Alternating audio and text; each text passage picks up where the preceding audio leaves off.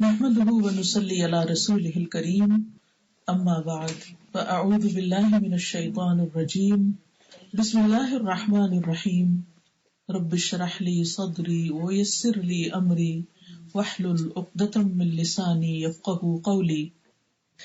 عن ابن عباس رضي الله عنه قال كنت خلف رسول الله صلى الله عليه وسلم يوما فقال يا غلام انی اعلمک کلمات ینفعک اللہ بہن احفظ اللہ یحفظک احفظ اللہ تجدہ تجاہک تعرف الیہ فی الرخاء یعرفک فی الشدۃ اذا سألت فاسأل اللہ واذا استعنت فاستعن باللہ واعلم ان الامۃ لو اجتمعت علی ان ینفعوک بشیء لم ينفعوك إلا بشيء قد كتبه الله لك ولو اجتمعوا على أن يضروك بشيء لم يضروك إلا بشيء قد كتبه الله عليك رفعت الأقلام وجفت الصحف واعلم أن في الصبر على ما تكره خيرا كثيرا وأن النصر مع الصبر وأن الفرج مع الكرب وأن مع العسر يسرا. عبداللہ بن عباس رضی اللہ عنہما سے روایت ہے کہ ایک دن میں رسول اللہ صلی اللہ علیہ وسلم کے پیچھے سوار تھا سواری پر، تو آپ نے فرمایا اے چھوٹے لڑکے، میں تمہیں چند کلمات سکھا رہا ہوں جن کے ذریعے اللہ تمہیں فائدہ دے گا. تم اللہ کے احکام کی حفاظت کرو، اللہ تمہاری حفاظت کرے گا. تم اللہ کی حفاظت کرو، تم اسے اپنے سامنے پاؤ گے. تم اسے خوشحالی میں یاد رکھو، وہ تمہیں تکلیف کے وقت یاد رکھے گا. جب تم مانگو اللہ سے مانگو، جب مدد چاہو اللہ سے مدد چاہو، اور جان رکھو اگر ساری دنیا بھی مل کر تمہیں کچھ فائدہ پہنچانا چاہے تو تمہیں کچھ بھی فائدہ نہیں پہنچا سکتی سوائے اس کے جو اللہ نے تمہارے لیے لکھ دیا. اور اگر وہ سارے مل کر تمہیں کچھ نقصان پہنچانا چاہے تو تمہیں کچھ بھی نقصان نہیں دے سکتے سوائے اس کے جو اللہ نے تمہارے لیے لکھ دیا. قلم اٹھا لیے گئے، صحیفے خشک ہو گئے. اور جان لو کہ جس چیز کو تم ناپسند کرتے ہو اس پر صبر کرنے میں بڑی خیر ہے، اور یہ کہ مدد صبر کے ساتھ ہے، اور یہ کہ مشکل کے ساتھ ہی آسانی ہے. اس حدیث کو سنن الترمذی میں روایت کیا گیا اور مسند احمد میں، اور یہاں جو میں نے آپ کے سامنے الفاظ رکھے یہ دونوں کے ملا کر رکھے ہیں. اس حدیث کے راوی عبداللہ بن عباس رضی اللہ عنہ. آپ سب جانتے ہیں کہ عباس رضی اللہ عنہ نبی صلی اللہ علیہ وسلم کے چچا تھے اور عبداللہ ان کے بیٹے، تو گویا عبداللہ آپ کے چچا کے بیٹے تھے، لیکن عمر میں آپ سے بہت چھوٹے تھے. یہ ہجرت سے تقریباً 3 سال پہلے بنو ہاشم میں پیدا ہوئے، اور نبی صلی اللہ علیہ وسلم کی وفات کے وقت ان کی عمر تقریباً 15 سال تھی، یعنی ٹین ایجر تھے. وہ بہت ینگ تھے جب نبی صلی اللہ علیہ وسلم فوت ہو گئے.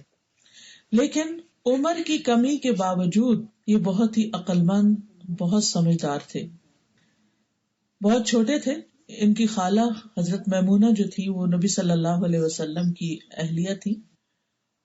تو یہ ایک دفعہ نبی صلی اللہ علیہ وسلم کے گھر میں رات گزارنے کے لیے آئے کہ میں دیکھوں کہ آپ رات کو کیا کرتے ہیں. تو دیکھا کہ نبی صلی اللہ علیہ وسلم جب بیت الخلاء میں داخل ہوئے تو ان کے لیے پہلے سے ہی وضو کا پانی رکھا ہوا تھا.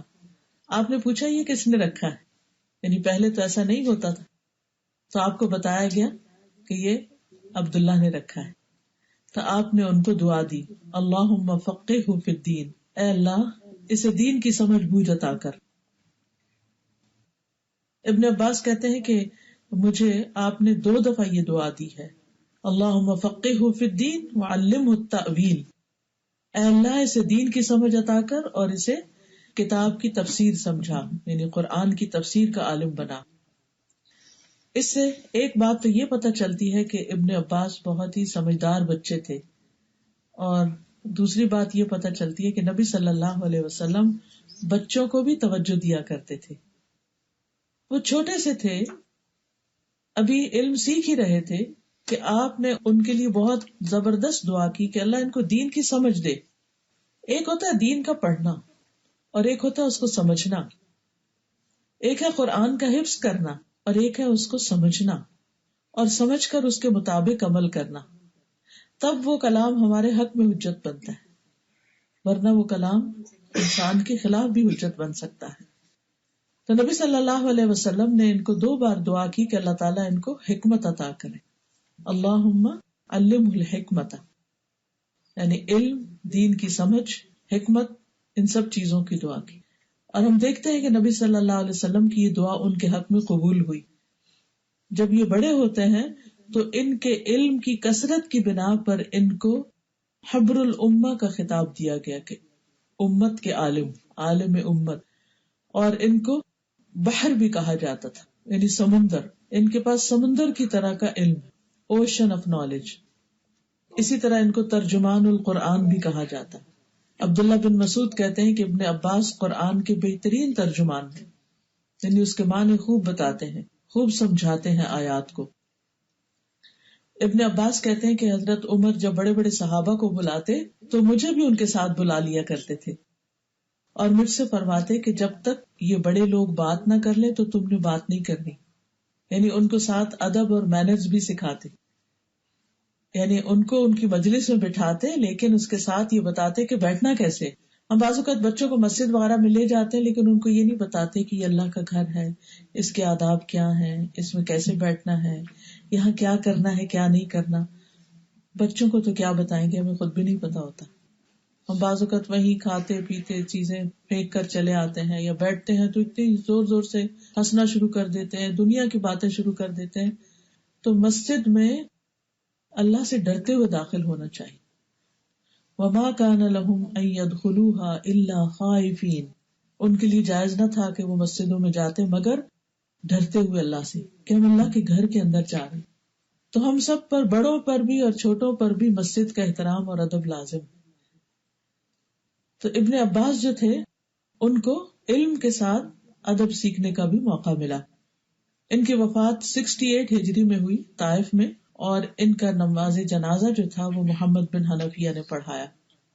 جب یہ چھوٹے تھے تو نبی صلی اللہ علیہ وسلم کے پاس آتے جاتے تھے اور آپ کے ساتھ ایک دن سواری پر بیٹھے ہوئے تھے، اور سواری پر بیٹھ کر جب وہ ان کے پیچھے بھی تھے لیکن اس کے باوجود آپ صلی اللہ علیہ وسلم اس موقع کو ہاتھ سے نہیں جانے دیتے اور ان کو کچھ باتیں سکھاتے ہیں. ہم بھی اپنے بچوں کو اسکول چھوڑنے جاتے ہیں، لینے جاتے ہیں، پک اینڈ ڈراپ دیتے ہیں، کبھی لانگ ڈرائیو پر بھی ان کو لے جاتے ہیں. ہمیں سوچنا چاہیے کہ ہمارا سفر کیسے کٹتا ہے اور ہم اس میں اپنے بچوں کو کیا بات سکھاتے ہیں، کیسی باتیں خود بھی کرتے ہیں اور کیسی باتیں ان کو سکھاتے ہیں. نبی صلی اللہ علیہ وسلم نے سواری پر ان کو یہ حدیث سکھائی جو میں نے آپ کو سنائی ہے، اور اس میں کتنی زیادہ کام کی باتیں ہیں. پہلی بات جو آپ نے فرمائی وہ ہے احفظ اللہ یا غلام، اے بچے، اے بیٹے، اے لڑکے، یعنی پیار سے بلایا. اور ایک اور روایت میں غالم بھی آتے ہیں یا چھوٹے سے بچے. احفظ اللہ یحفظ کا، تم اللہ کے احکام کی حفاظت کرو، اللہ تمہاری حفاظت کرے گا. مطلب کیا ہے کہ تم اللہ تعالیٰ کی حدود، اس کی شریعت، اس کے احکامات پر عمل کرو. جن چیزوں سے روکا گیا ہے ان سے رک جاؤ، اور جن چیزوں کا کرنے کو کہا گیا ہے ان کو کرو. تو اللہ تعالیٰ تمہارے دین، تمہارے اہل و عیال، تمہارے مال اور جان کی حفاظت کرے گا. اب وہ کون سے احکامات ہیں خاص طور پر جن کی حفاظت کا ہمیں حکم دیا گیا ہے؟ اس میں خاص طور پر نماز کی حفاظت. قرآن مجید میں کامیاب لوگوں کی صفت جو بتائی گئی ہے وہ یہ ہے کہ والذین ھم علی صلواتہم یحافظون، کہ وہ اپنی نمازوں کی حفاظت کرتے ہیں. سورۃ البقرہ میں اللہ تعالیٰ فرماتے ہیں حافظوا علی الصلوات والصلاۃ الوسطی وقوموا للہ قانتین، سب نمازوں کی حفاظت کرو، خصوصاً درمیانی نماز کی، اور اللہ کے لیے فرما بردار ہو کر کھڑے رہو. درمیانی نماز کون سی؟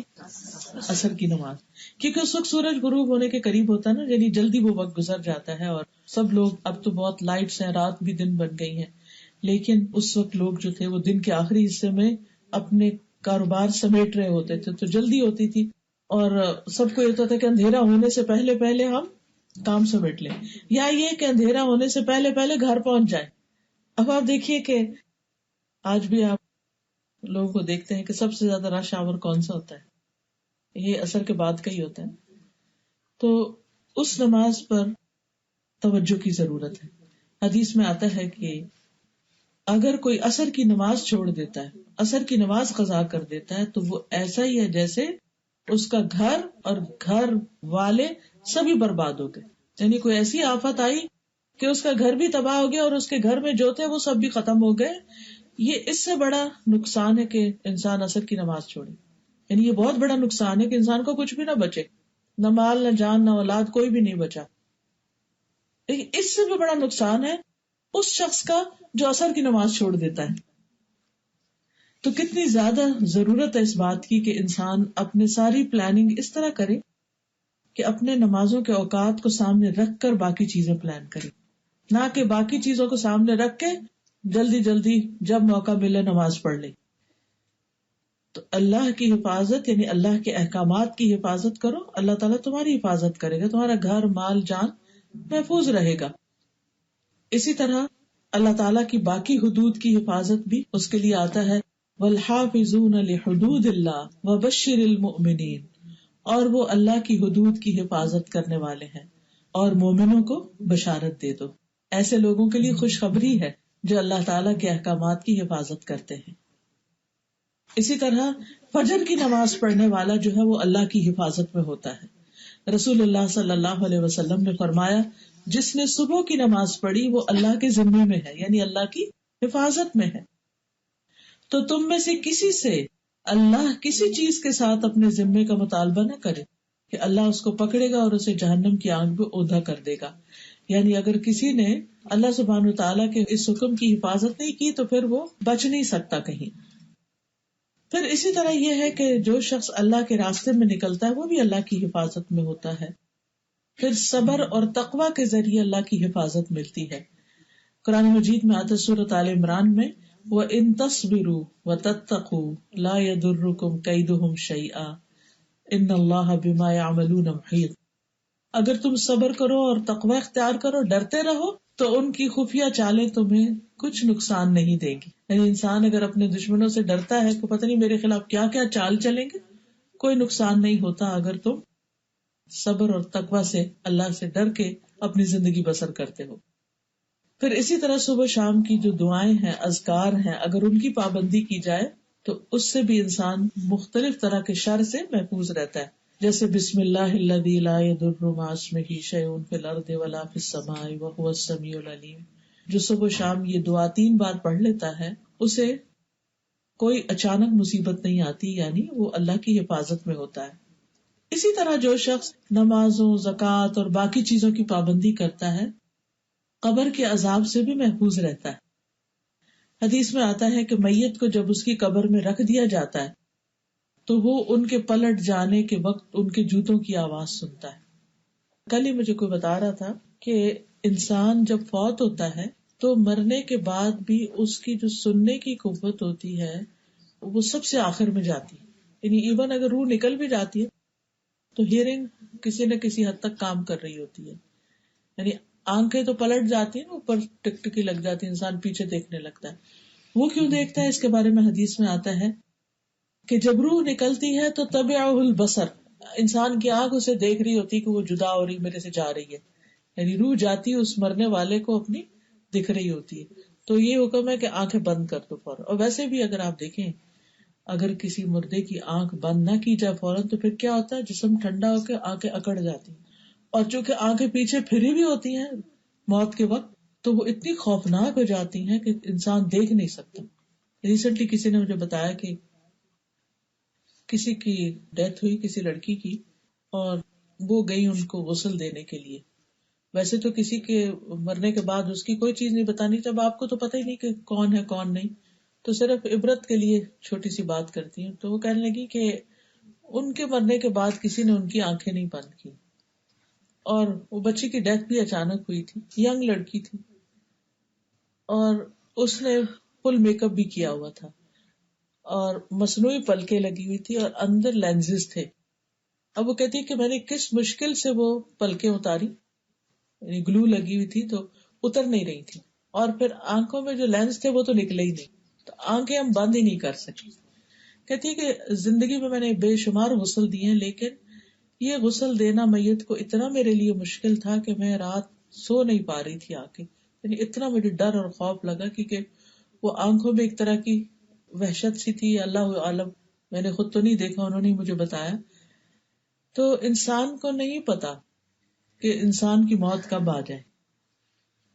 تو ہمارے آس پاس جو لوگ ہیں ان کا بھی فرض بنتا ہے کہ انہیں پتا ہو کہ اچانک اگر ہمارے سامنے کوئی فوت ہو رہا ہے تو اس کے ہاتھ پاؤں سیدھے کریں، اس کی ٹانگیں اکٹھی کریں، اس کی آنکھیں بند کریں. کیونکہ اگر ٹانگیں بھی مثلا کسی کی ایسی ٹیڑھی پڑی ہیں اور ان کو جوڑا نہیں گیا تو وہ اتنی اکڑ جاتی ہیں، یعنی باڈی ٹھنڈی ہونے لگتی، اتنی بازو کا تکڑ جاتی کہ ان کو واپس جوڑنا مشکل ہوتا ہے. پھر نہلانا، پھر اٹھانا، پھر قبر میں ڈالنا، وہ ایک مرحلہ ہوتا ہے. بہرحال کہنے کا مطلب یہ ہے کہ جب انسان مرنے کے بعد قبر میں اتارا جاتا ہے تو وہ جوتوں کی آواز سن رہا ہوتا ہے جو اس کو دفنا کے جاتے ہیں.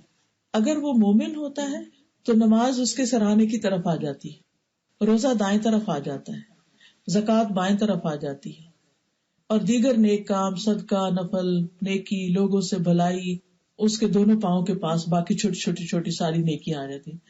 تو جو اس کے فرائض ہیں وہ اس کو ایک طرح سے اوپر سے رائٹ لیفٹ پروٹیکٹ کرتے ہیں.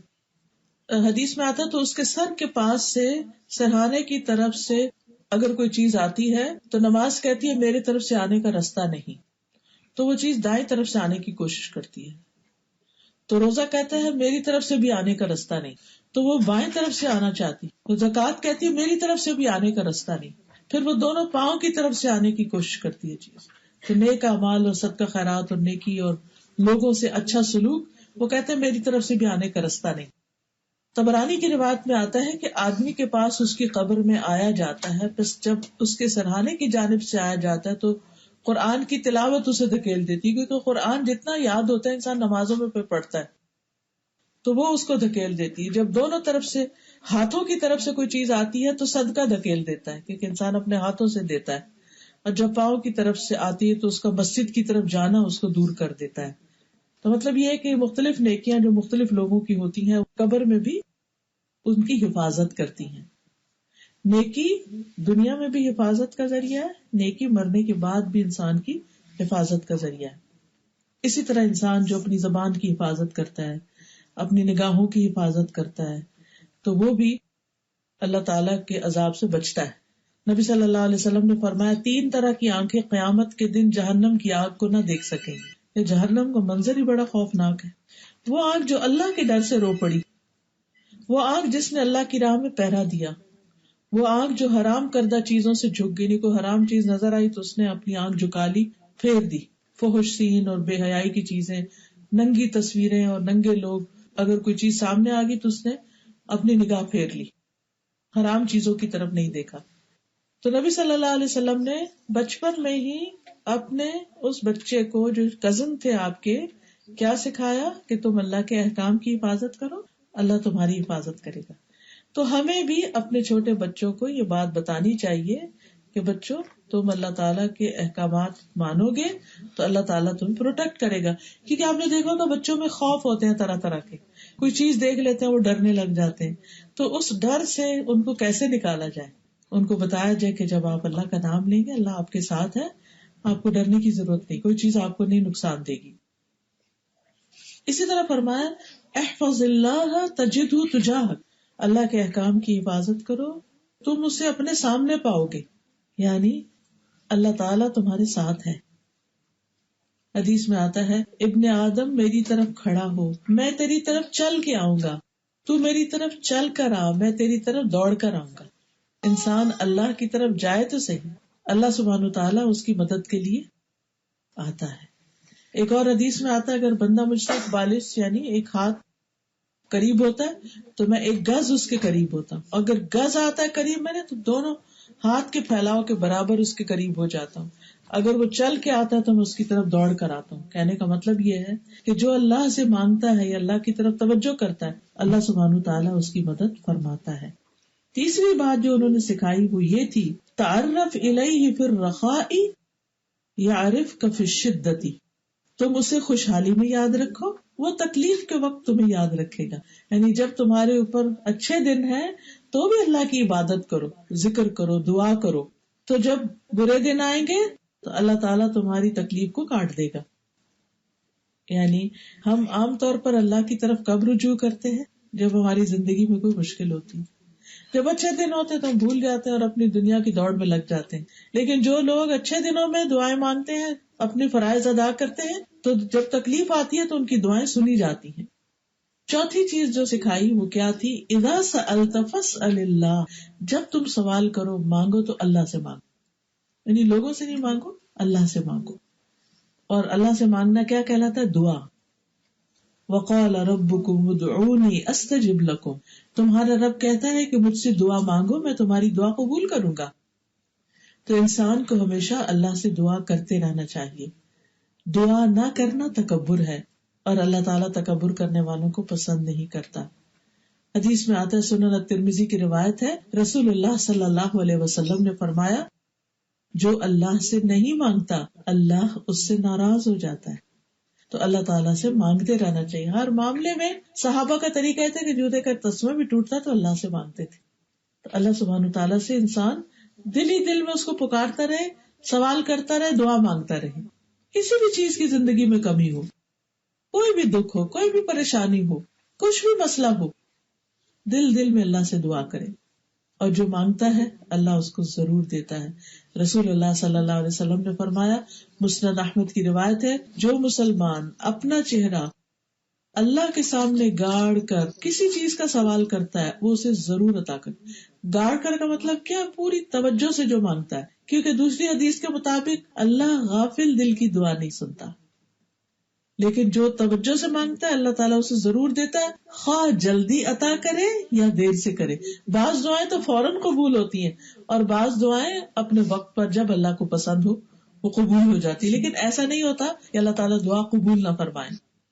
انسان کو اگر کسی بھی چیز کی ضرورت ہے، محتاجی ہے، فقر ہے، غربت ہے، بھوک ہے، تو انسان کو اللہ ہی سے مانگنا چاہیے. اللہ تعالیٰ اس کا فقر دور کر دیتا ہے. لیکن جو شخص بندوں سے مانگنا شروع کر دیتا ہے اور بندوں کے سامنے حاجت رکھتا ہے تو اس کی حاجت پوری نہیں ہوتی. حدیث میں آتا ہے، جس نے اسے اللہ پہ پیش کیا اپنی ضرورت کو، اللہ تعالیٰ قریب اسے بے پرواہ کر دے گا، یعنی لوگوں کا محتاج نہیں کرے گا. لیکن جب وہ کوئی لوگوں سے مانگتا ہے تو پھر اللہ تعالیٰ یعنی اس کی حاجت نہیں پوری ہوتی. فرمایا، یا تو جلد ہی موت آ جائے گی کہ دنیا کے بکھیڑوں سے جان چھوٹ جائے گی، یا پھر انسان جلد ہی غنی ہو جائے گا. اس لیے انسان اللہ سے مانگتا رہے. لیکن حدیث میں آتا ہے، جس نے اپنے اوپر سوال کا دروازہ کھولا بغیر ناقابل برداشت محتاجی کے، جو اس کو یا اس کے گھر والوں کو لاحق ہو، اس پر فاقے کا دروازہ ایسی جگہ سے کھولتا ہے اللہ جس سے اس کو گمان بھی نہیں ہوتا. یعنی جو شخص بلا ضرورت دوسروں سے مانگتا ہے اللہ تعالیٰ اس کو پھر کسی محتاجی میں ڈال دیتا ہے کہ انسان سوچ بھی نہیں سکتا.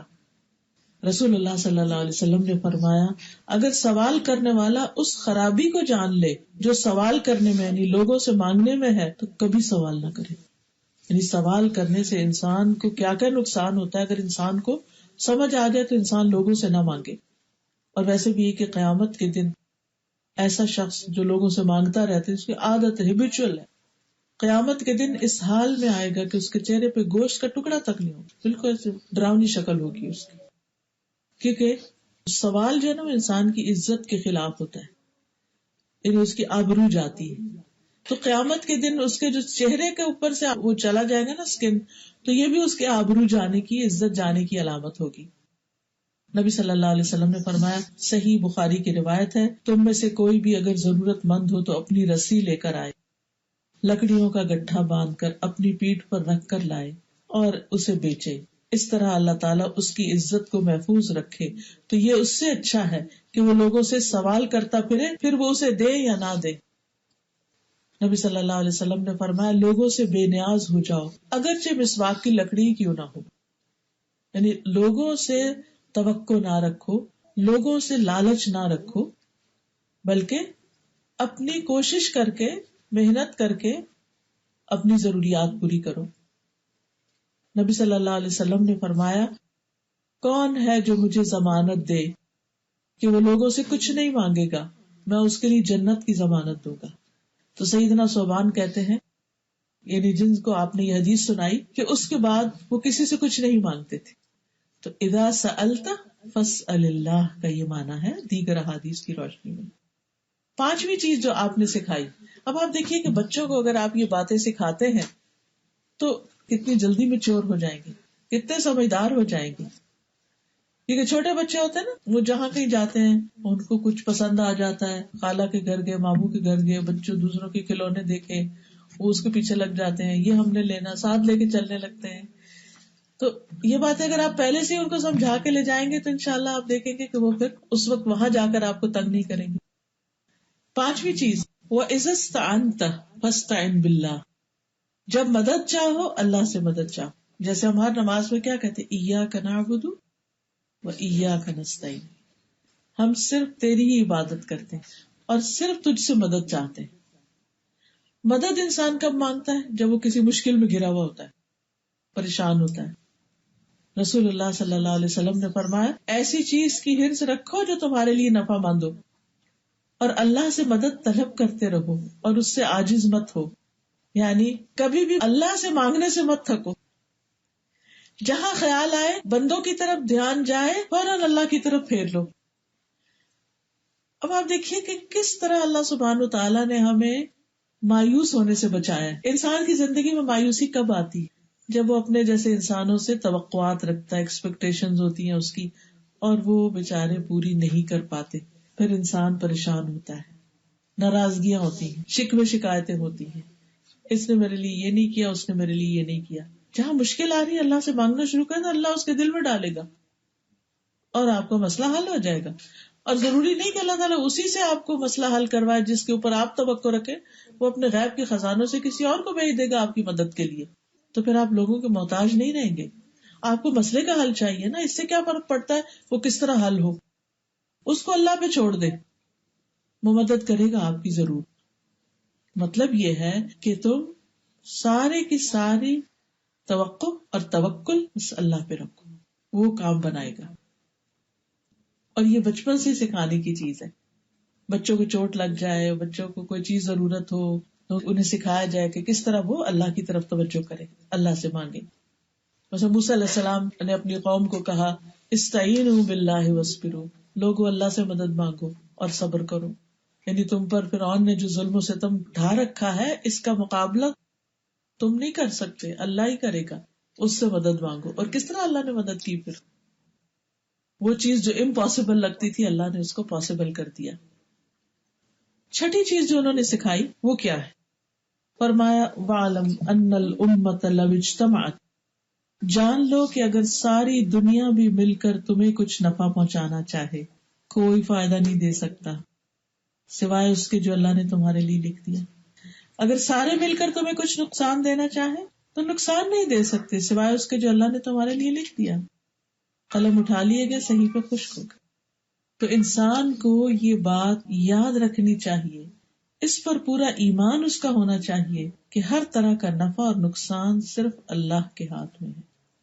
اس سے کیا فائدہ ہوتا ہے کہ لوگوں کا ڈر دل سے نکل جاتا ہے. اچھا, میں نے اگر اس کی بات نہیں مانی نا, اس کو راضی نہیں کیا تو مجھے یہ اور یہ نقصان ہو جائے گا. نہیں, جو چیز آپ کی قسمت میں لکھی ہے وہ مل کے رہے گی. آپ کا رزق لوگوں کے ہاتھ میں نہیں ہے, آپ کا فائدہ لوگوں کے ہاتھ میں نہیں ہے, اس کا مالک صرف اللہ ہے. قرآن مجید سورۃ یونس میں اللہ تعالیٰ فرماتے ہیں, وَإِن يَمْسَسْكَ اللَّهُ بِضُرٍّ فَلَا كَاشِفَ لَهُ إِلَّا هُوَ, اگر اللہ تمہیں کوئی تکلیف پہنچانا چاہے تو اس کے سوا کوئی نہیں جو اسے دور کر سکے, اور وہ تجھ سے کوئی بھلائی کرنا چاہے کوئی نہیں جو اسے ٹالے. وہ اپنے بندوں میں سے جسے چاہے اس فضل سے نوازتا ہے, اور وہ بخشنے والا ہے, رحم کرنے والا ہے.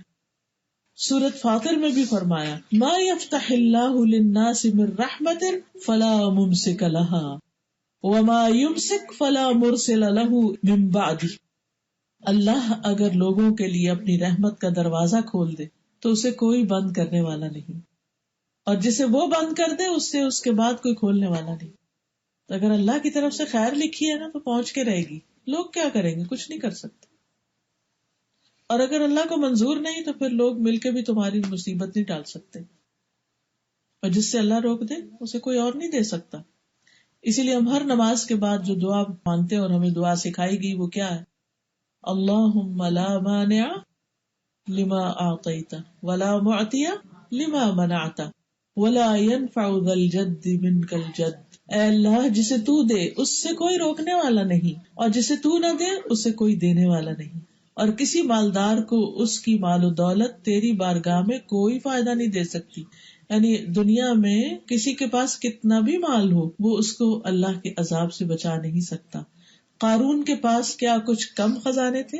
سب جانتے ہیں نا قارون کی کہانی قرآن میں بیان ہوئی ہے، کیا انجام ہوا اس کا، کتنی بڑی عبرت ہے اس میں. اتنا مال تھا اس کے پاس کہ جن کی صرف کنجیاں ان خزانوں کی انسان نہیں اٹھا سکتے تھے، اونٹوں کی ایک جماعت اٹھاتی تھی. اونٹوں پہ لاد کے وہ اگر کہیں جانا ہوتا، ہم اگر گھر سے نکلتے ہیں تو چابی کہاں رکھتے؟ بیگ میں، بس اتنی سی، اور وہ آرام سے اٹھا بھی لیتے. اور اب تو بہت جگہ لاک جو ہے وہ کارڈ یا ٹچ سسٹم سے بھی، چھوٹی سی چیز ہے، گاڑیوں میں اکثر دیکھا ہوگا آپ نے کہ وہ چھوٹا سا ڈیوائس ہے، بس وہ لگاتے ہیں تو کھل جاتی. اور اب تو کچھ گاڑیاں ایسی بھی بنی ہے کہ آپ گھر میں فون کے ذریعے ان کو انسٹرکشن دے دیں اور آپ کا، حتیٰ کہ اگر پارکنگ لاٹ میں کھڑی ہے تو سامنے آ جائے گی خود ہی. ٹیسلا کا نام سنا ہوگا آپ نے، یعنی سیلف ڈرائیو ہے، ڈائریکشن بھی خود ہی دیکھ لیتی ہیں. آپ بس بیٹھ جائیں اس میں، اپنے وہ اس میں ڈال دیں، ڈائریکشن ڈال دیں، وہ خود بخود لین چینج کرتی جائے، خود بخود پہنچ جائے گی. آپ بیٹھ کے کمپیوٹر پہ کام کریں، پہنچا دے گی آپ کو. آپ دیکھیے کہ اللہ سبحانہ تعالیٰ اگر بندے کے حق میں خیر چاہتا ہے تو پھر کوئی نہیں آپ سے روک سکتا. اس لیے آپ لوگوں پہ بھروسہ نہ کریں، اللہ پہ کریں. اور قارون کی بات ہو رہی تھی کہ قارون کے خزانے، اتنی بڑی جماعت ان کو اٹھاتی تھی کیونکہ خزانے ہی خزانے تھے اس کے، اور ان کو بڑے بڑے لاک لگے ہوئے تھے، اور ان بڑے لاکس کی چابیاں بھی بڑی. اگر آپ نے کبھی خانہ کعبہ کے دروازے کی چابی دیکھی ہو تو عام چابی کی تو چھوٹی نہیں ہے، بڑی سی چابی. میوزیمز میں اب بھی آپ دیکھیں نا تو پرانے زمانے کی جو کیز ہوتی بڑی بڑی تھی، جو بڑے بڑے تالوں کو لگتی تھی. تو بہرحال وہ اتنی بھاری چابیاں ہوتی تھی کہ وہ خود اٹھا بھی نہیں سکتا تھا، بیگ میں کہاں آئے گی. اونٹوں کی بھی، ایک اونٹ نہیں کئی اونٹ مل کے ایک گروپ آف کیمل جو تھا وہ چابیاں اٹھاتا تھا جب اس کو کہیں جانا ہوتا تھا، کیونکہ چابی انسان پیچھے نہیں چھوڑ کے جاتا، ساتھ لے کے جاتا ہے نا جہاں بھی آپ. تو بہرحال ہوا کیا، انجام کیا ہوا، جب اس پہ عذاب آیا تو وہ سارا مال اس کو بچا نہیں سکا. تو اس لیے مال پر بھی بھروسہ نہیں کرنا چاہیے، مال بھی کام نہیں آتا، انسانوں پر بھی نہیں. کئی دفعہ آپ نے دیکھا ہوگا کہ بچے جوان ہو کر، صحت مند ہو کر ماں باپ سے پہلے فوت ہو جاتے ہیں، بوڑھے ماں باپ رہ جاتے ہیں، بچے فوت ہو جاتے ہیں. جن کو آپ نے اپنے بڑھاپے کا سہارا سمجھ کے پالا تھا، اللہ کی مصلحت سے وہ سہارا چلا جاتا ہے، لیکن پھر بھی بڑھاپا تو گزر ہی جاتا ہے. سب لوگ ہی دنیا میں کسی نہ کسی طرح زندگی پاس کر جاتے ہیں. رفعت الاقلام وجفت الصحف، تقدیر لکھی جا چکی، اور صرف وہی مصیبت آئے گی جس کے آنے کا اللہ اجازت دے گا. اور جب آپ دعا کرتے کہ اللہ میں مصیبتوں سے بچا تو اللہ اس کو روک بھی دیتا. تو اس لیے اصل تعلق پھر ہمارا اللہ سے ہونا چاہیے. اگر ہمیں کسی چیز کا ڈر ہے نا تو اس کے نقصان سے بچنے کے لیے بھی اللہ ہی سے مدد مانگے، اور اگر کوئی فائدے کی چیز چاہیے تو اس فائدے کے حصول کے لیے بھی اللہ سے مانگے. اسی لیے ہم استخارہ پڑھتے ہیں نماز میں، نماز استخارہ، کہ اس میں دعا جو پڑھتے ہیں کیا ہے کہ اللہم انی استخیرک بعلمک، اے اللہ میں تجھ سے خیر مانگتا ہوں تیرے علم کی وجہ سے، یعنی تجھے پتا ہے کہ میرے لیے خیر کیا ہے، تو مجھے وہ خیر اور بھلائی عطا کر دے. تقدیر پر ایمان لانے کا یہ فائدہ ہوتا ہے کہ انسان کی زندگی میں اگر کوئی تکلیف آتی ہے تو اس پر اس کا نروس بریک ڈاؤن نہیں ہوتا، وہ اپنے حواس نہیں کھو بیٹھتا، کیونکہ اس کو پتا ہوتا ہے کہ یہ اللہ کے اذن سے ہی آئی ہے، اس میں ضرور کوئی خیر ہے. اور اسی لیے 7ویں بات جو سکھائے گی وہ کیا ہے، وَاعْلَمْ أَنَّ فِي الصَّبْرِ عَلَىٰ مَا تَكْرَهُ خَيْرًا كَثِيرًا، جان لو کہ جس چیز کو تم ناپسند کرتے ہو اس پر صبر کرنے میں بڑی خیر ہے. جب انسان اللہ پہ بھروسہ کرتا نا کہ اگر کوئی تکلیف میری زندگی میں آئی ہے تو وہ بھی اللہ کے اذن سے، تو میں اس پر صبر کروں گا، پھر اللہ کا وعدہ ہے کہ پھر تمہیں اس کا اجر بھی بے پناہ ملے گا. کچھ چیزیں انسان اپنی زندگی میں اپنے لیے پسند نہیں کرتا، اس کو بہت ناگوار ہوتی ہیں. آپ سب کے ساتھ بھی کوئی نہ کوئی ایسا ایکسپیرینس ہوگا کہ کچھ چیزیں آپ کو سخت ناپسند، آپ کہتے ہیں مجھ سے برداشت ہی نہیں ہوتی، میں اب اس سچویشن میں رہ ہی نہیں سکتی. میں رات اپنے ہسبینڈ کو بتا رہی تھی، کوئی دن نہیں جاتا کہ جب کوئی شخص کوئی خاتون اپنا یا بچے کا کوئی نہ کوئی ایسا مسئلہ نہ مجھے بتائے کہ جس میں وہ سخت تکلیف سے گزر رہی ہیں، یا ہسبینڈ کی طرف سے پرابلم ہے، یا کہ جاب وغیرہ کا مسئلہ ہے، یا پھر اپنے بچے کا کوئی مسئلہ ہے۔ یعنی ہر انسان کسی نہ کسی چیز سے آزمایا جا رہا ہے، وہ اس آزمائش کو اپنے لیے بہت برا سمجھتا ہے اور کہتا ہے مجھ سے صبر نہیں ہوتا۔ لیکن اگر انسان اس تکلیف کو دور کرنے کی کوشش کرے، مثلا بیمار ہے تو علاج کرائے، مال کی کمی ہے، فقر ہے تو کوئی ہاتھ پاؤں مارے، کوشش کرے، محنت کرے، کام کرے، کہیں نہ کہیں ایک دروازہ بند ہے تو دوسرا تو تیسرا کھل جائے گا۔ اسی طرح اگر کسی انسان کی طرف سے کوئی مسئلہ ہے تو وہ بھی اللہ کرے گا تو وقت کے ساتھ ساتھ اس کی شدت بھی کم ہو جائے، کیونکہ وقت ایک جیسا نہیں رہتا۔ بعض اوقات ہسبینڈ وائف کے درمیان اتنے اختلافات ہو جاتے ہیں اور انسان ان کو اپنے لیے سخت ناپسند کرتا ہے، اور ہے بھی ناپسندیدہ چیز، لیکن اگر اللہ نے لکھا ہے کچھ تو اللہ کو پتا ہے نا کہ اس کے ذریعے میری کیسی کیسی اصلاح کرنی ہے، اس مشکل میں ڈال کے اللہ تعالیٰ مجھے کس کس طرح چمکانا چاہتا ہے، اور ایک چیز مجھ سے لے کے کتنی خیر و بھلائی مجھے دینا چاہتا ہے جس کا میں سوچ بھی نہیں سکتی۔ تو جان لو کہ جس چیز کو تم ناپسند کرتے ہو، کوئی بیماری ہے، کوئی دکھ ہے، تکلیف ہے، اس پر صبر کرنے میں بڑی خیر ہے، کیونکہ قیامت کے دن صبر کرنے والوں کو جب اجر ملے گا تو دوسرے لوگ کہیں گے کاش ہماری اسکن کینچیوں سے کاٹ دی جاتی، ہمیں بھی یہ اجر ملتا جو ان کو ملا۔ دنیا میں بھی ایسا ہوتا ہے نا، جب ہم کسی کے پاس کوئی بہت اچھی چیز دیکھتے ہیں تو ہم کہتے ہیں یہ والی میرے پاس ہوتی نا پھر بات تھی۔ کچھ لوگوں کو گاڑیوں کو بڑا شوق ہوتا ہے، کچھ کو موبائل کا، سیل فونز کا، انسان اپنے پہ راضی نہیں ہوتا۔ جب دیکھتے ہیں نا کسی کے پاس نیا ماڈل کا آئی فون 7 پلس لے لیا ہے تو پھر انسان کہتا ہے کہ اچھا میرے پاس بھی یہ ہوتا نا تو پھر مزہ تھا، لیکن سم ہاؤ ہم اس چیز کو حاصل نہیں کر سکتے۔ تو یہ انسان کے اندر ہے کہ انسان اس چیز کی حرص رکھتا ہے جو دوسروں کے پاس ہے، اور اسے منع نہیں کیا گیا، اس میں کہا ہے کہ جو چیز تمہارے لیے فائدہ مند ہے اس کے لیے حرص رکھو، لیکن اللہ سے مدد طلب کرو، مانگو اللہ سے، عاجز مت بنو کہ نہیں اٹس امپاسبل، مجھے تو مل ہی نہیں سکتی یہ چیز۔ اور اگر کوئی مصیبت آ جائے تو یہ نہ کہو کاش میں ایسا کر لیتا ویسا کر لیتا، کیونکہ کاش کا لفظ جو شیطان کا دروازہ کھول دیتا ہے۔ لیکن اگر کوئی تکلیف آ جاتی تو صرف یہ کہتے رہنا کاش یہ نہ آتی، کاش ایسا نہ ہوتا، کاش ایسا۔ اللہ سے مدد مانگے انسان، اور اللہ سبحانہ وتعالیٰ اس میں بہت قریب ہوتا ہے، سنتا ہے، مدد کرتا ہے۔ آج صبح مجھے کوئی بتا رہی تھی کہ وہ یہاں سے ایڈمنٹن گئی تو انہیں اتنا اندازہ نہیں تھا کہ ایڈمنٹن میں کتنی سنو ہوتی، تو کہنے لگے کہ میں جب وہاں گئی تو کچھ لوگوں نے مجھے کہا کہ دیکھو یہاں کا ونٹر ذرا بھاری ہوتا ہے، لوگ ڈپریشن میں چلے جاتے ہیں، تو تم نے گھر میں بند نہیں ہو جانا، باہر نکلنا، ان کے بچے ہیں چھوٹے چھوٹے تو تم نے باہر بھی نکلنا ہے۔ تو کہتے ہیں میری امی نے بھی مجھے کہا کہ دیکھو تم باہر کہاں جاؤ گے، چلو بچوں کو لائبریری میں لے جایا کرو، بچے بھی چھوٹے اسکول نہیں جاتے۔ کہتے ہیں بچے کو اسٹرولر میں ڈالا اور میں نے لائبریری کی طرف جانے لگی، تھوڑی دور گئی کہ میرا جو اسٹرولر تھا وہ برف میں پھنس گیا، اور آس پاس کوئی اللہ کا بندہ نہیں تھا، اور عجیب سی گلومی سا موسم، اور تو اس وقت میں نے کہا یا اللہ تو جانتا ہے کہ اس وقت تیرے سے میری کوئی مدد نہیں کر سکتی، میں صرف تجھ سے مدد مانگتی ہوں، تو مجھے اس مشکل سے نکال، کیونکہ اس کے لیے پاسبل ہی نہیں تھا کہ وہ اس کو اٹھا کے کہیں آگے پیچھے کرے، یا کچھ بچہ کو اٹھائے، اسٹرولر اٹھائے، ان کو نیچے رکھے، یہ کیا کرے کیا نہیں کرے۔ کہتے نو ویئر 2 لوگ آ گئے کہیں سے، انہوں نے مجھے دیکھا مشکل میں، تو کہتے مجھے ڈر بھی لگا کہ حجاب ہولیے میں سب، لیکن انہوں نے کہا کہ آپ کو کہاں جانا ہے تو ہم آپ کی ہیلپ کرتے ہیں، پہنچا دیتے۔ کہتے انہوں نے کم سلو والے رستے سے گھما کے مجھے لائبریری کی بلڈنگ تک پہنچا دیا، کیونکہ مجھے اندر سے اتنا ڈر لگی، کیونکہ اس وقت باقی دکانیں تو بند تھی، ایک شراب کی دکان کھلی تھی، مجھے لگ رہا تھا کہ جیسے یہ لوگ وہیں جا رہے ہیں، تو مجھے گھبراہٹ بھی ہوئی کہ کہیں ایسا نہ ہو کہ مجھے کوئی نقصان دے یا کچھ، لیکن اللہ اللہ کر کے میں پہنچی۔ تو کہتی ہیں اس وقت میں نے سوچا کہ اگر میں اس وقت سنو کو برا بھلا کہتی، اور یا جنہوں نے مشورہ دیا تھا باہر نکلنے کا ان کو برا بھلا کہتی، یا کسی اور کے ساتھ میں کچھ کرتی، میں نے فوراً اللہ کو پکارا کہ اللہ آپ مجھے اب اس میں سے نکالیں، جو میں تو اس میں سے نہیں نکل سکتی، پھنس گئی۔ ہر انسان کی زندگی میں اچانک ہی کوئی ایسی چیز آ جاتی ہے کہ انسان اس کے لیے پریپیئرڈ ہی نہیں ہوتا، ایسے میں پھر انسان کہتے یہ، پھر انسان دانت پیسے لگتا، فلاں کی تو میں خبر لوں گی، اس نے مجھے یہ کہا تھا، یہ کھا لو یا ایسا کر لو، وہ کر لو، وہاں چلی جاؤ۔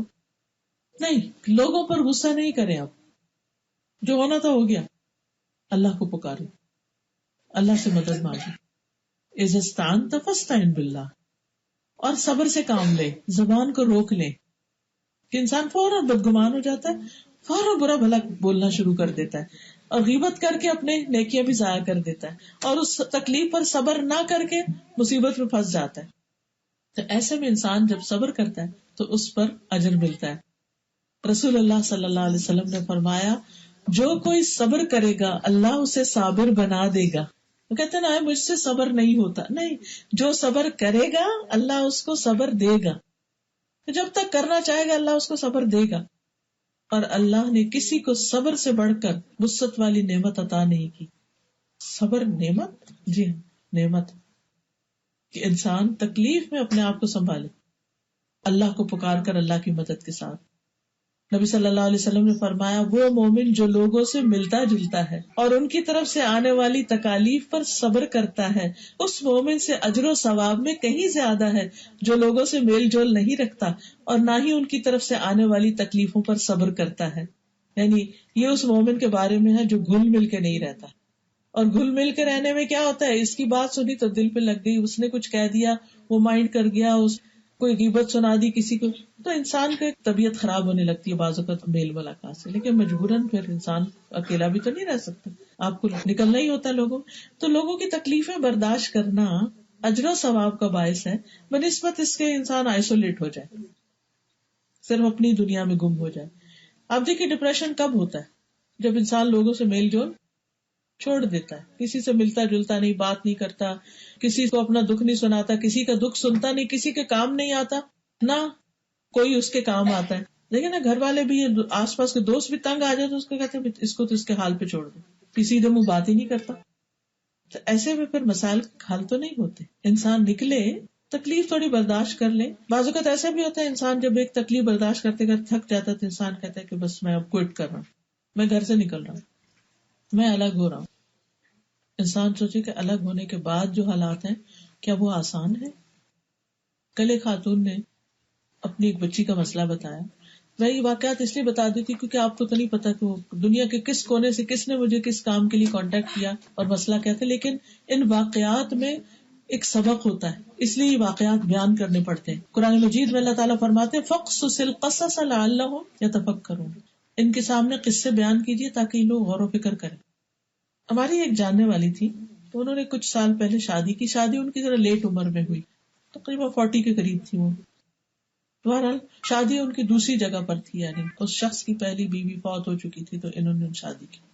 شادی سے پہلے بھی مجھ سے انہوں نے مشورہ کیا. اس وقت میں نے ان سے کہا کہ اس عمر میں عام طور پر انڈرسٹینڈنگ ذرا مشکل ہوتی ہے تو بس صبر سے کام لینا ہوگا. خیر شادی ہو گئی. شادی کے بعد فوراً ہی ایک بچی اللہ نے دے دی. ہوا وہی کچھ عرصے کے بعد انبن شروع ہو گئی اور وہ اتنی ایکسٹریم پہ پہنچی کہ انہوں نے کہا کہ میں اب ان کے ساتھ نہیں رہ سکتا. پھر سمجھایا کہ دیکھو بھائی اپنا گھر اچھا ہوتا ہے چاہے کیسا بھی ہو، لیکن جب انسان تھوڑی تکلیف سے گھبرا جاتا ہے نا تو پھر انسان کہتا ہے نہیں اس سے تو میں نکلوں، بعد میں دیکھیں گے. بہرحال چھوڑ دیا انہوں نے، آ گئی اپنے میکے آ گئی، والدہ کے ساتھ رہنے لگی. وہاں پر ظاہر ہے بھائی بھی تھے جن کی شادی نہیں ہوئی، اور بچے بھی تھے جو اور بہن بھائی جن کی شادی ہوئی تھی وہ ان کے بچے. اب یہ بچی پل رہی ہے اپنی نانی نانا ماموں وغیرہ کے گھر. اب وہ جو دوسرے بڑے تو خیر سمجھدار ہوتے ہیں، لیکن وہ جو دوسرے بچے ہیں پریشان اس پر تھی کہ وہ جو دوسرے بچے ہیں وہ ہر بات میں اس کو بلی کرتے. We hate you, we don't like you, آپ یہاں کیوں ہیں، آپ کے ابا نے آپ کو چھوڑ دیا، آپ کا کوئی بھی نہیں ہے، اپنے گھر جاؤ، یہاں کیوں رہتے ہو، وغیرہ وغیرہ. بچے ہیں ادھر ادھر سے بڑوں سے کوئی بات سن لیتے کوئی ادھر سے. تو وہ بتا رہی تھی کہ میری بچی بہت انٹیلیجنٹ ہے لیکن اس شدید دباؤ کا شکار ہو رہی ہے کزنز کی باتیں سن کر. اور کہا تمہارے ابا کی طرف سے تمہارے کوئی کزن تمہیں نہیں ملتے کیونکہ وہ تمہیں پسند نہیں کرتے. ہوتا ہی ہے نا جب طلاق وغیرہ ہو جاتی ہے، سیپریشن یا خلا جو بھی، تو پھر وہ ان کے پورے خاندان سے انسان کٹ جاتا ہے. اب اگر بچے ہو تو وہ بھی سارے خاندان سے کٹ گئے. ایک مشکل سے نکلنے کے لیے انسان خود بھی اور بچے بھی کس قدر اور مشکلات میں آ جاتے. ٹھیک ہے ایک شخص کے ساتھ رہنا بڑا مشکل ہے لیکن اس سے الگ ہو کے رہنا کیا آسان؟ وہ بھی آسان نہیں. میں نہیں کہتی کہ اللہ نے اس چیز کی اجازت نہیں دی، لیکن انسان چھوٹی چھوٹی تکلیفوں پر بہت بڑے بڑے سٹیپ نہ لے فوراً. صبر سے کام لے، حسن سلوک سے کام لے، نبھانے کی کوشش کرے. دوسرا اچھا نہیں بھی کرتا تو احسان کرے، شاید اس کا دل نرم ہو جائے. لیکن اگر کوئی چارہ نہیں اور کوئی فیصلہ ہو ہی ایسا گیا تو پھر صبر کرے، اللہ سے اچھے اجر کی توقع رکھے، کیونکہ کچھ چیزیں آپ کے ہاتھ میں نہیں ہوتی. آپ رہنا بھی چاہتے ہیں، دوسرے آپ کو رکھنا نہیں چاہتے، پھر آپ کیا کریں؟ آپ کے پاس چوائس ہی نہیں. ایسے میں پھر انسان صبر سے کام لے. تو بہرحال جب انسان صبر کرتا ہے تو انسان کے درجے بلند ہوتے ہیں. بعض نیکیوں پر انسان بلند درجوں تک نہیں پہنچتا جتنا تکلیفوں پہ صبر کر کے پہنچتا ہے. اور پھر 8ویں بات جو آپ نے سکھائی وہ تھی وَأَنَّ النَّصْرَ مَعَ الصَّبْرِ، مدد صبر کے ساتھ ہے، یعنی صبر کے نتیجے میں مدد آتی ہے اللہ کی. ایک وقت ہوتا ہے تکلیف کا، جب وہ گزر جاتا ہے تو پھر حالات میں وسعت آ جاتی، مشکلات آسان ہو جاتی ہیں. اللہ تعالیٰ فرماتے ہیں سورۃ البقرہ میں یا ایھا الذین آمنوا استعینوا بالصبر والصلاۃ ان اللہ مع الصابرین. اے ایمان والو، جب کوئی مشکل درپیش ہو تو نماز اور صبر سے مدد لو، یقیناً اللہ صبر کرنے والوں کے ساتھ ہے. ایسا نہ سمجھو تکلیف میں کہ اللہ نے تمہیں چھوڑ دیا، اللہ تمہارے ساتھ ہے، لیکن اس وقت وہ تمہیں کچھ سکھانا چاہ رہا ہے یا تمہیں اس سے بہتر کچھ دینا چاہ رہا ہے. تو اللہ کے فیصلوں پر راضی رہو. پھر اسی طرح صبر کرنے والوں کو اللہ کی محبت نصیب ہوتی ہے. واللہ یحب الصابرین. صبر اور دعا کے نتیجے میں بہتر نعم البدل ملتا ہے. الذین اذا اصابتهم مصیبۃ قالوا انا للہ وانا الیہ راجعون اولئک علیہم صلوات من ربہم ورحمہ. ایسا صبر کرنے والوں پر اللہ کی نوازشیں ہوتی ہیں اور رحمت آتی ہے اور آخرت میں جنت ہے. حدیث قدسی میں اللہ تعالیٰ کا ارشاد ہے اے اولاد آدم، اگر صدمے کی ابتدا میں تو صبر کر لے، یعنی مصیبت پڑتے میں کوئی صبر کر لے اور اجر کا طلبگار بن جائے تو میں تیرے لیے جنت سے کم کسی ثواب پہ راضی نہ ہوں گا، یعنی اس کا بدلہ تجھے جنت ہی لازمن دوں گا. سبحان اللہ. وہ وقت ہوتا بڑا مشکل، لیکن اپنے آپ کو نا ذہنی طور پر تیار کیا کریں. کچھ چیزیں ہوتی ہیں جن کے بارے میں انسان ڈرتا ہے کہ میری زندگی میں یہ نہ ہو جائے، وہ نہ ہو جائے، کہیں میں یہ خبر نہ سن لوں. کبھی ایسا تھا ہمیں اپنے ماں باپ سے بڑی محبت ہوتی ہے، ہم چاہتے ہیں ہمیشہ زندہ رہیں، لیکن ایسا تو نہیں ہو سکتا. ہمیں دھڑکا لگا رہتا ہے کہ کہیں ان کی وفات کی خبر نہ آ جائے، کہیں ان کی بیماری کی خبر نہ آ جائے. ایسے ایسے خوف آتے ہیں نا دل میں. تو اپنے اندر یہ پریپیئر کیا کرے کہ اگر ایسی کوئی خبر آئی تو میں کیا کروں گی، میں اپنے اوپر کیسے کنٹرول کروں گی. اپنے اوپر خود پہلے سے ایکسرسائز کر کے رکھے کہ میں یہ پڑھوں گی، میں یہ بولوں گی اور یہ نہیں بولوں گی، تاکہ جب وہ چیز سامنے آئے تو انسان تیاری کے ساتھ اس کا مقابلہ کر لے اور اجر سمیٹ لے. کیونکہ اللہ نے اس شخص کے لیے لازم جنت کا وعدہ کیا جو ایسی مصیبت پہ صبر کرے. اسی طرح بعض اوقات انسان اپنی کسی مثلا جاب کے بارے میں فکر مند ہے کہ یہ میری جاب چلی نہ جائے، کہیں ایسا نہ ہو جائے، کہیں ویسا نہ. کئی چیزیں انسان کو فکر مند کرتی. جس چیز کے بارے میں خوف ہے اس کے بارے میں سوچیں اگر ایسا ہو تو مجھے کیا کرنا ہے، کیسے نپٹوں گی.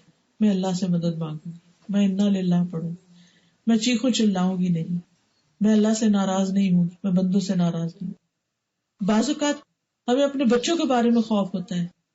چھوٹے ہیں تو ہے کہیں بیمار نہ پڑ جائیں، کہیں فوت نہ ہو جائیں. بڑے ہیں تو کہیں امتحان میں فیل نہ ہو جائیں، کہیں ایسا نہ ہو جائے، کہیں ویسا نہ ہو جائے. یہ سارے خوف اور خوف کی کوئی نہ کوئی قسم کسی نہ کسی کو لاحق رہتی. ایسے میں انسان اپنے آپ کو سجھائے کہ کیسے میں نے اس کا مقابلہ کرنا ہے. اگر کوئی ایسی ناگوار اور ناپسندیدہ چیز میری زندگی میں آتی ہے تو اس موقع پر میں کیا کروں گا تاکہ مجھے اجر تو ملے. پہلے تو یہ کہ انسان اللہ سے دعا کرے کہ اللہ نہ ہو، لیکن کچھ چیزیں تو زندگی میں ہو ہی جاتی ہیں. پھر 99% نہیں بھی ہوتی نا تو کوئی 1% تو مشکل آ ہی جاتی ہے نا. تو پھر ایسی صورت میں انسان صبر کر کے اجر کا مستحق بن جائے. انما یوفی الصابرون اجرہم بغیر حساب. بے شک صبر کرنے والوں کو ان کا اجر بے حساب دیا جائے گا. 9ویں بات جو انہوں نے سکھائی، یہ سب باتیں بچوں کو سکھانے والی، یہ تربیت اولاد ہو رہی ہے. وَأَنَّ الْفَرَجَ مَعَ الْكَرْبِ. اور یہ کہ تنگی کے ساتھ ہی آسانی ہے، تنگی کے ساتھ آسانی ہے. مثلا ہو سکتا ہے اس وقت آپ بیٹھے ہیں، آپ کی ٹانگ تھک گئی ہو، آپ تنگ ہو رہے ہو، جگہ اتنی نہیں کہ آپ آرام سے ریلیکس کر سکیں، لیکن اس کے ساتھ ہی آپ کچھ حاصل بھی تو کر رہے ہیں جو آپ کو اس وقت میں بھی اپنے گھر کے بیڈ پر نہ ملتا. تو انسان کو ہمیشہ تنگی کے وقت، تکلیف کے وقت آسانی کی طرف دیکھنا چاہیے کہ اس میں خیر کا پہلو کون سا ہے، اور انسان اس وقت اللہ کو پکارتا تو اللہ تعالیٰ اس کے لیے وہ چیز آسان بھی کر دیتے. مجھے یاد ہے کہ بہت سال پہلے ایک دفعہ ایسے بھی کچھ طبیعت خراب ہوئی، تو نئی نئی وہ MRI شروع ہوئی تھی، تو ہر کوئی وہیں بھیج دیتا تھا کہ چلو اس سے پتہ چل جائے کہ کیا ہے. تو مجھے بھی ڈاکٹر نے MRI ریفر کر دی کہ جا کے کروا لیں. جب میں ہاسپٹل پہنچی تو پتہ چلا کہ وہ اتنی سی ٹیوب میں انسان کو گھساتے، دیکھ کے تو بڑا ہی دل گھبرایا کہ یہ اس میں ہے. لیکن اب آپ بھاگ تھوڑی سکتے ہیں وہاں سے، آپ کو تو اب جانا ہی اس کے اندر، مرتے کیا نہ کرتے. بہرحال ہم لیٹ گئے، اور مجھے کچھ ایسی گھبراہٹ ہوتی ہے تنگ جگہوں سے، تنگ چیزوں سے، تو ایسا لگا کہ پتہ نہیں کیا ہو جائے گا. اور اس میں کہتے ہلنا بھی نہیں، سانس بھی چپ کر کے لو. بہرحال اندر گئے، میں نے لا الہ الا اللہ وحدہ لا شریک لہ لہ الملک ولہ الحمد وہو علی کل شیء قدیر پڑھنا شروع کر. اب یقین آنکھیں میں نے بند کر لی، جو میں پڑھتی گئی مجھے لگا میں پتہ نہیں کتنی وسیع جگہ پہ بیٹھی، ایک تو میری کیفیت ہی بدل گئی. تو تنگی میں انسان اگر اپنے رب کو پکارتا ہے تو اللہ تعالیٰ اس تنگی کے اندر ہی وسعت پیدا کر دیتا ہے. حضرت یونس علیہ السلام کے ساتھ کیا، مچھلی کے پیٹ میں تھے، لا الہ الا انت سبحانک انی کنت من الظالمین پڑھا. اللہ نے کہاں سے مچھلی کے پیٹ کا اندھیرا، سمندر کا اندھیرا، رات کا اندھیرا، اور کہاں اللہ نے ان کو باہر نکال دیا. پھر اسی طرح ہم باقی پیغمبروں کی زندگی میں بھی دیکھتے ہیں، تکلیفیں آئی لیکن پھر تکلیفوں سے اللہ نے نجات بھی دی. نبی صلی اللہ علیہ وسلم نے فرمایا کیا میں تمہیں ایسی دعا نہ بتاؤں کہ جب کسی رنج و غم اور آزمائش میں مبتلا شخص اس کو پڑھے تو اس کی تکلیف دور ہو جائے. کہا کہ کیوں نہیں؟ آپ نے فرمایا وہ مچھلی والے کی دعا ہے، لا الہ الا انت سبحانک انی کنت من الظالمین. اسی طرح اللہ اللہ ربی لا اشرک بہ شیئا. 10ویں چیز جو انہوں نے حضرت ابن عباس کو سکھائی وہ تھی وَأَنَّ مَعَ الْعُسْرِ يُسْرًا، مشکل کے ساتھ ہی آسانی، مشکل کے ساتھ ہی آسانی ہے. اور آپ دیکھیے سورۃ الم نشرح میں دو طرف یسر اور بیچ میں اسر کا ذکر ہے، یعنی ایک تنگی دو آسانیوں کے ساتھ لپٹی ہوئی ہے. فَإِنَّ مَعَ الْعُسْرِ يُسْرًا إِنَّ مَعَ الْعُسْرِ يُسْرًا. نبی صلی اللہ علیہ وسلم نے فرمایا مدد صبر کے ساتھ ہے، کشادگی تکلیف کے ساتھ ہے، بے شک تنگی کے ساتھ آسانی ہے، بے شک تنگی کے ساتھ آسانی ہے. لیکن مشکل یہ ہے کہ ہم اس آسانی کو دیکھ نہیں پاتے. مثلا جب انسان نماز پڑھ رہا ہوتا ہے، تھک بھی رہا ہوتا ہے، لیکن آپ دیکھیے کہ پڑھنے کے ساتھ ساتھ اگر آپ پڑھتے جائیں، نوافل بھی پڑھیں اور ساری، تو آپ کے جسم میں ایک فلیکسیبلٹی آ جاتی. آپ نے دیکھا کہ صبح جب آپ اٹھتے ہیں تو بازو کا جسم اکڑا ہوا ہوتا ہے، جو نماز آپ پڑھنا شروع کرتے ہیں تو کیا ہوتا ہے، اینڈ آف سلاد یا ریلیکس. آپ ویسے بھی ایکسرسائز کرتے ہیں تو آپ نماز ہی زیادہ پڑھ لیں، ایکسرسائز بھی ہو جائے گی بیچ میں. بہرحال جو کام بندے کی زندگی میں آسانی لاتے ہیں ان کو گنوا کے بات ختم کروں گی کہ اگر ہم چاہتے ہیں کہ ہماری زندگی میں آسانی ہو، سب سے پہلے یہ کہ اللہ سے ڈریں. اور اللہ سے ڈرنے کا مطلب یہ ہوتا ہے کہ انسان لوگوں کے سامنے اور چھپ کے وہ کام کرے جو اللہ کو پسند ہے، اللہ کی ناراضگی کے کام چھوڑ دے، یعنی تقوی اختیار کرے. وَمَن يَتَّقِ اللَّهَ يَجْعَل لَّهُ مِنْ أَمْرِهِ يُسْرًا. جو اللہ کا تقوی اختیار کرے گا اللہ اس کے لیے اس کام میں آسانی پیدا کر دے گا. دوسری چیز صدقہ، جہاں تنگی ہو صدقہ خیرات کریں. اللہ تعالیٰ فرماتے ہیں فَأَمَّا مَنْ أَعْطَى وَاتَّقَى وَصَدَّقَ بِالْحُسْنَى فَسَنُيَسِّرُهُ لِلْيُسْرَى. جس نے اللہ کی راہ میں مال دیا، تقوی اختیار کیا اور بھلی باتوں کی تصدیق کی، ہم اسے آسان رستے پر چلنے کی سہولت دیں گے، اس کے لیے آسانیاں پیدا کر دیں گے. دوسروں کی مشکل میں کام آنا، حدیث میں آتا ہے جس نے کسی تنگ دست پر آسانی کی اللہ اس پر دنیا اور آخرت میں آسانی کر دے گا، اس کے لیے آسانیاں ہو جائیں گی. اللہ اپنے بندے کی مدد میں ہوتا ہے جب تک بندہ اپنے بھائی کی مدد کرتا ہے. پھر اسی طرح دل کی تنگی دور کرنے کے لیے دعا کرنا، رب اشرح لی صدری ویسر لی امری. یہ صرف درس دینے سے پہلے نہیں پڑھی جاتی دعا، جب بھی دل میں گھٹن محسوس ہو، ڈپریشن ہو، دل کی تنگی محسوس ہو، سب پڑھنا شروع کر دیں. اور اللہم لا سہل الا ما جعلتہ سہلا وانت تجعل الحزن اذا شئت سہلا. یہ دعا پڑھیں، اے اللہ کوئی کام آسان نہیں مگر وہی جسے تو آسان کر دے، اور جب تو چاہتا ہے تو مشکل کو آسان کر دیتا ہے. اصل آسانی ہوتی ہے پھر دعا کے ساتھ. تو اللہ سبحانہ وتعالی ہم سب کو آسانیاں عطا کرے اور اس دین پر عمل کرنا آسان کرے. تو یہ چند باتیں تھی جو میں نے آپ کے سامنے رکھی، یعنی بچوں کی تربیت کے 10 نکات، 10 ٹپس کہ ان کو کیا سکھانا ہے. اور جب آپ یہ سکھائیں گے ان کو تو انشاءاللہ آپ دیکھیں گے کہ وہ آپ کے لیے بہت آسانی کا سبب بن جائے گی، آپ کے لیے خوشی کا سبب بنے گی، بجائے اس کے کہ وہ آپ کے لیے پریشانی کا سبب بنے. چاہے بچے بڑے ہو گئے چھوٹے ہو گئے، یہ 10 باتیں ان کو ضرور سکھا دیجیے. اللہ تعالی ہم سب پر اپنی رحمت فرمائے. وآخر دعوانا ان الحمد للہ رب العالمین. سبحانک اللہم وبحمدک، اشہد ان لا الہ الا انت، استغفرک واتوب الیک. السلام علیکم ورحمۃ اللہ وبرکاتہ. اگر کوئکلی کوئی کچھ ایڈ کرنا چاہے، کوئی کوشچن کرنا چاہے تو یو آر موسٹ ویلکم. کوئی بات کرنا چاہے، کچھ پوچھنا چاہے، آج کے لیکچر سے ریلیٹڈ کوئی بھی چیز ہو تو آپ پوچھ سکتے ہیں.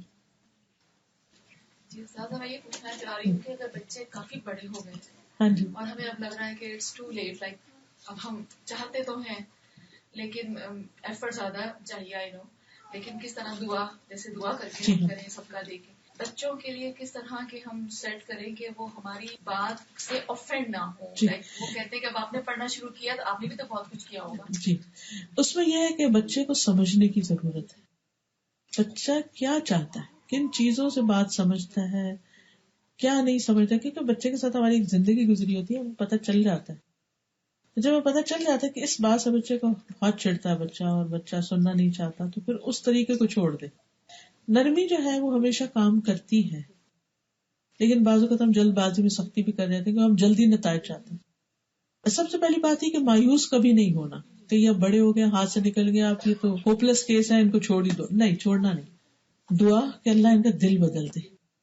اور قبولیت کے اوقات میں دعا، اذان کے بعد دعا کرنا، تہجد کے وقت کرنا، صدقہ خیرات کر کے نیکی کے کام کر کے دعا کرنا، اور کوشش جاری رکھنا. کوشش میں یہ ہے کہ انسان ان کو توجہ دے، ان کو ٹائم دے، ان کے پاس بیٹھے. اور اس میں بھی ٹائم لگتا ہے، جب وہ بچے بڑے ہو جاتے ہیں، یونیورسٹیز میں چلے جاتے ہیں، پھر ان کے دوست بھی اور ہو گئے اور ان کی مصروفیت بھی، آپ انتظار میں ہیں، ان کا پروجیکٹ ہی ختم ہو رہا، ان کے ایگزام نہیں ختم ہو رہے، بات کرنے کا وقت نہیں مل رہا. لیکن جتنا بھی ہے اتنا آپ کرتے رہیں، اچھی مجلسوں میں لے کر جائیں، کیونکہ بعض اوقات ہم سے نہیں سیکھنا چاہتے مگر دوسروں کی بات سن لیتے ہیں. اچھے دوستوں کا انتخاب کریں، اللہ کے آگے روئیں. تو دعا اور کوشش دونوں چیزیں مل کے امپاسبل کو پاسبل کر دیتی. پچھلے دنوں خاتون مجھ سے کلاس میں ذکر کر رہی تھی کہ جب انہوں نے 10-12 سال پہلے کورس شروع کیا تھا تو کہتی میں اس وقت شاید میرے پاس آئی تھی تو کہنے لگی کہ میں اپنے بچے کو کہتی تھی کہ تم نماز پڑھو، تو وہ بہت ناراض ہوتا تھا، کہتا آپ کہنا چھوڑ، نہ کہو مجھے، تو اب میں کیا کروں. میں نے کہا کہ ابھی آپ کچھ نہ کہیں، چھوڑ دیں، آپ اس پیار سے ایک دفعہ کہا، یاد دلایا اور اس کے بعد چھوڑ دیں اور آپ دعا کرتی رہے. وہ کہتی کہ میں نے بس پھر دعا خوب خوب کرنی شروع کر دی. میں کہتی آج میرا بچہ دین میں مجھ سے آگے، اللہ نے دعائیں سن لی. دل بدلتے کچھ دیر لگتی، کوئی دیر نہیں لگتی. بس نا امید نہیں ہونا، مانگتے رہنا، آخر تک مانگتے رہنا. کوئی پتہ نہیں ہم دنیا سے چلے جائیں، ہمارے پیچھے وہ سب ٹھیک ہو جائے. اچھی امید رکھیں. السلام علیکم ورحمۃ اللہ.